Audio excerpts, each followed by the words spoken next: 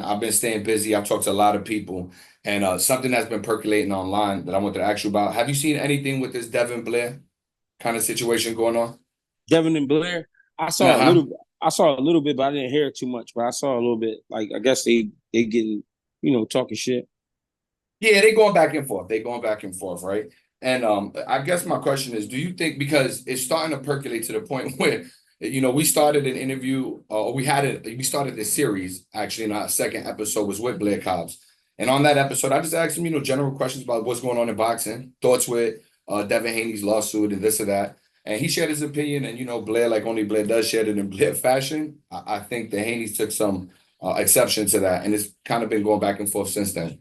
But the question is, if that fight would have happened first, do you think it's a valid fight? Do you think Devin, because but supposedly has had a hard time making 140.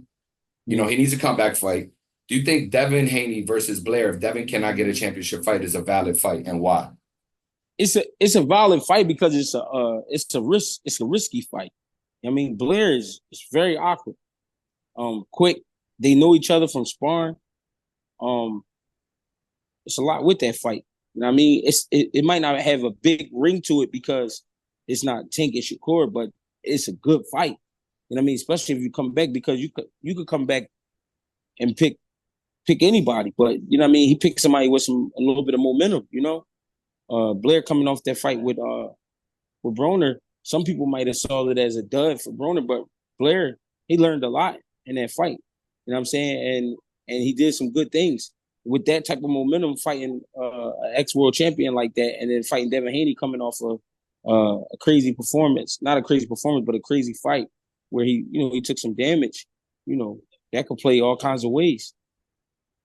Now, if they were to fight, how do you see that fight going? Like, what advantages do you see for either fighter? And if you had to make a pick, who would you see winning that fight? Because I'll let you know, we ran a clip of it on my Instagram, and I ran a poll on it. It was a few hundred voters on there, like 100 some change. The majority voted for Blair to win that fight, but I saw other polls where there was even more voters, and it seems like the prevailing thought, at least on the internet or social media, is that Blair's got the upper hand.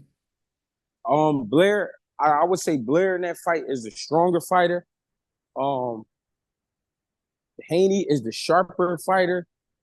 Blair is the more explosive fighter. Um, Haney is the more disciplined fighter. Uh, Blair is awkward. They both got speed. Blair might have a better punch. He might. Um, they both got good height. Blair might be a little bit taller, or his posture is a little bit tighter. You know what I mean? Make him look taller. It's a lot. It's a lot to go into that fight, man. Devin Haney would have to really box him until the point he got Blair frustrated. Blair would have to get Haney frustrated. It kind of got to go with the same game plan, but it's coming from two different stances, so it's going to look real awkward. So the fight going to look real, back and forth. If you had to make a pick, Greg, who would you pick though? I don't know. That's a toss up. I would bet on the draw.